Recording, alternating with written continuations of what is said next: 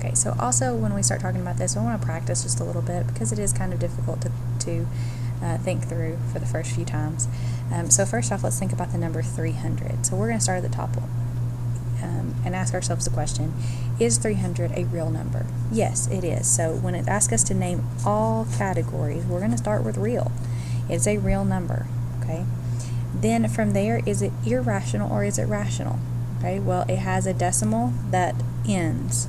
So 300.0, that ends, so that makes it rational. Okay, so we can continue going down from that rational. Is it an integer? Okay, well, integers are whole numbers and their opposites.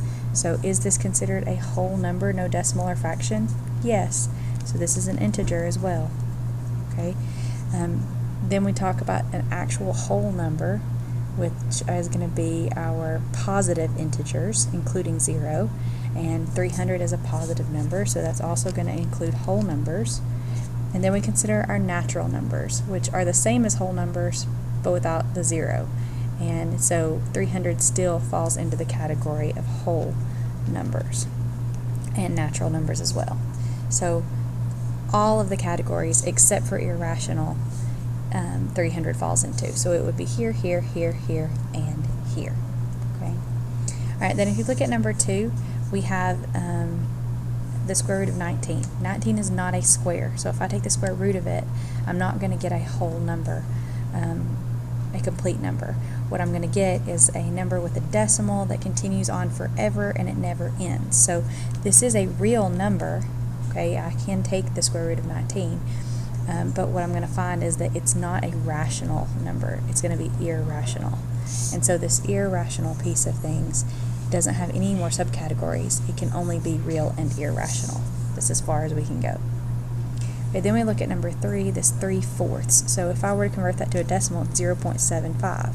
So first off, it's a real number. Okay, we know that it's real. Then between irrational and rational, it does have an ending decimal. It ends at 0.75, so we're going to call this rational. Okay.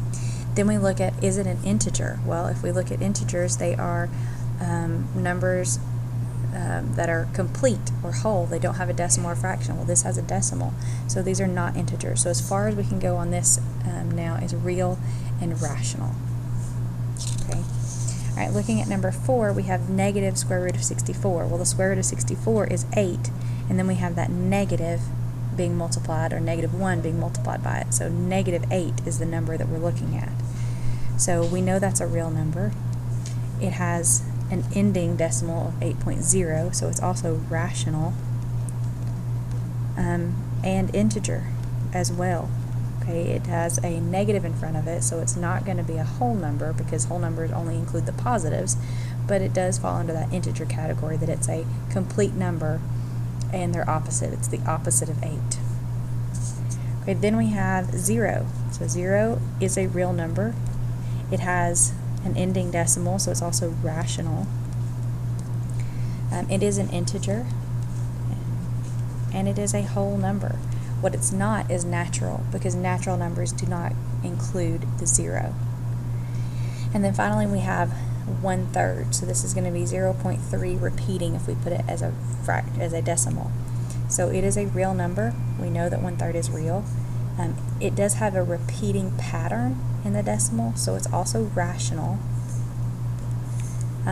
It is not, however, an integer, because integers would include complete numbers without that decimal portion. So it's just going to be real and rational. So hopefully using these little graphics can help you kind of pinpoint the subcategories and how they work. And if you have any questions, make sure you come and talk to me.